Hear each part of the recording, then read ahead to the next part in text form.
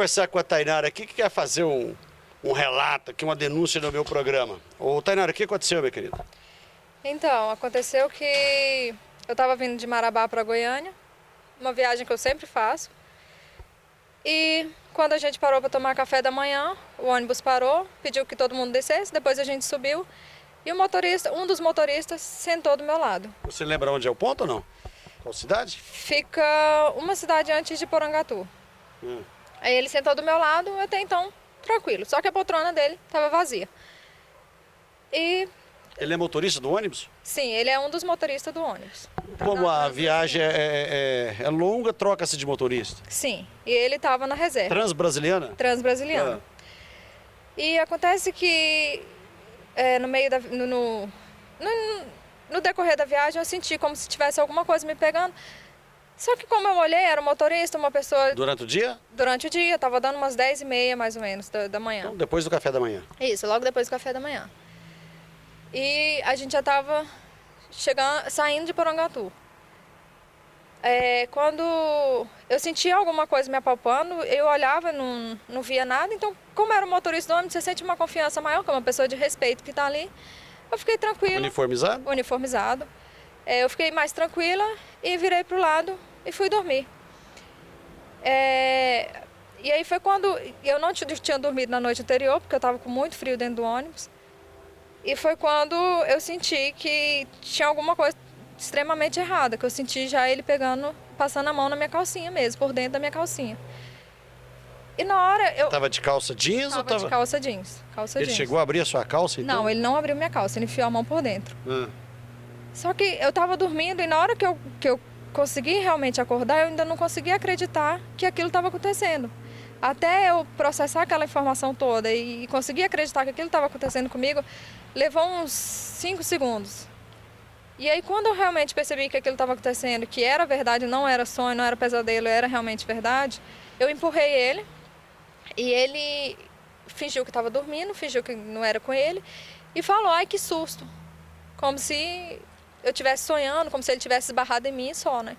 Só que não, eu tinha certeza do que realmente estava acontecendo. E aí, a única coisa que eu consegui fazer na hora foi virar para o outro lado e chorar. Não consegui fazer nada, não consegui reagir, não consegui... Você não chamou ninguém dentro do ônibus para te ajudar? Não, no momento não. Nem no motorista, no atual motorista que estava lá? No momento a única coisa que eu consegui fazer foi chorar. Logo em seguida ele viu que eu virei de costas e ele saiu, ele foi em direção ao banheiro. E aí sim, eu mandei mensagem para o meu namorado que mora no Pará, pedi ajuda, pedi auxílio, falei o que estava acontecendo. E foi então que ele me falou que era para eu denunciar, para eu chamar alguém dentro do ônibus, que até então eu não tinha reação nenhuma, a não ser chorar. E ele me falou que era para eu entrar em contato com alguém dentro do ônibus e pedir que alguém me ajudasse. E foi o que eu fiz, eu entrei em contato com o senhor, que foi minha testemunha, e perguntei se eu poderia sentar do lado dele, sem fazer alarme, sem fazer nada, não queria fazer escândalo, porque eu não sabia qual poderia ser a reação dele.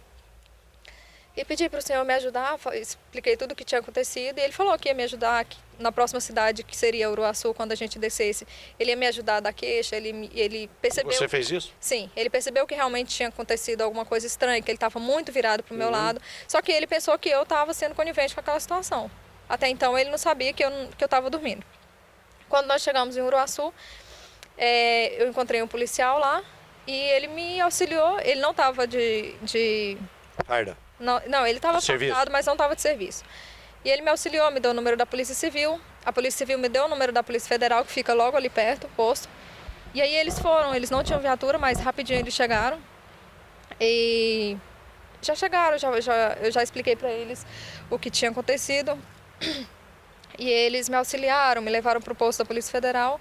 Foi quando eu fiz o depoimento. E o rapaz foi junto também? Foi em uma outra viatura. Foi junto, mas uma... E ele negou tudo?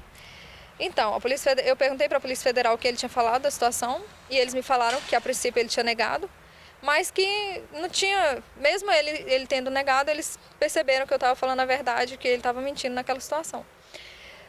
Logo depois a gente foi para a Polícia Civil de Uruaçu para que eles pudessem fazer a prisão, só que o delegado não quis prender ele lá, falou que teria que ser resolvido em Porangatu. A gente teve que voltar para Porangatu com a Polícia Federal, aí nós fomos num carro só, eu, ele, 2 policiais e a minha testemunha.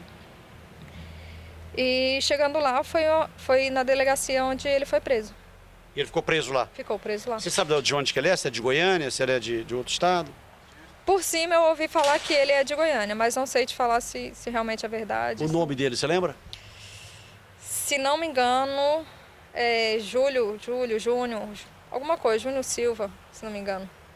Transbrasiliano. Transbrasiliano.